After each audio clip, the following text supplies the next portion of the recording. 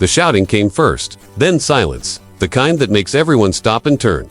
Near the jewelry counter, a young girl sat trembling in her wheelchair, tears tracing pale lines down her cheeks. Across from her stood the store manager, voice booming, face red with anger. "You can't just roll in here and take whatever you like," he barked, waving a silver bracelet like it was a stolen treasure. The girl's lips quivered, her hands shook uncontrollably. "I didn't take it," she whispered, but her voice was barely a whisper against the roar of judgment surrounding her. Phones were out. Some people recorded, others whispered, and in that moment, the weight of public opinion crushed the truth beneath it.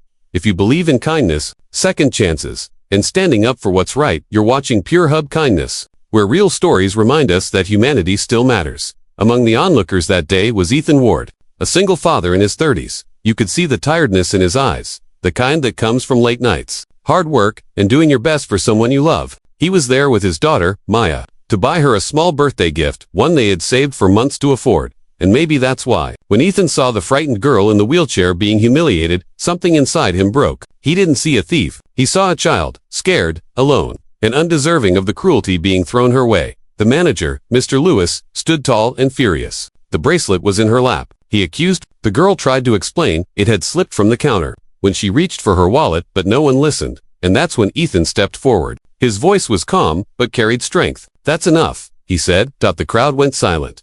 Mr. Lewis turned sharply. "Who are you to interrupt?" Ethan looked him in the eye. Someone who still remembers what compassion looks like. He knelt beside the girl and spoke softly. "It's okay. You don't have to be afraid anymore." For the first time, she looked up, surprised by the kindness in a stranger's voice. "If you really think she stole it," Ethan told the manager, "check the cameras, but stop treating her like she's less than human."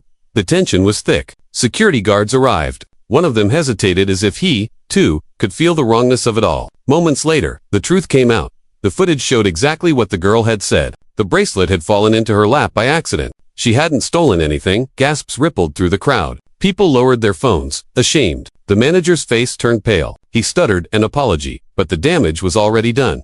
Tears streamed down the girl's face, not from the accusation, but from the realization that, for once, someone had stood up for her. Ethan crouched again. "You okay?" he asked gently. She nodded. "Thank you," she said softly. "No one ever defends me." Ethan smiled. "Then maybe it's time someone did." Outside, Ethan and Maya sat with her near the fountain. Her name was Clara Jennings, 17 years old. 2 years ago, a car accident left her paralyzed. Her mother had passed away that winter, and she'd been living in a shelter ever since, studying and surviving on her own. Ethan listened quietly, heart heavy with empathy. He knew what it meant to struggle to fight quietly while the world looked away.